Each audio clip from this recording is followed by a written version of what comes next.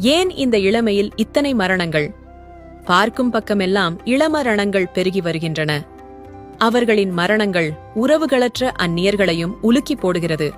அவர்களை நம்பி வந்த குடும்பங்கள் நிர்கதியாகி வருகின்றனர். குடும்பத் தலைவனின் இறப்புக்கு பிறகு அந்த குடும்பம் பெரும்பாலும் உறவுகளால் கைவிடப்படுகின்றன. இது விதியல்ல. இன்றைய மனிதனின் அலட்சிய போக்கும் அவன் வாழ்வியல் தவறுகளும் தான் இதற்கு முழுக்க முழுக்க காரணம். மனிதனின் ஆயுள் காலம் இப்படி குறுகிக் கொண்டே போவதற்கான காரணங்கள் பின்வருவனவையே ஆகும்.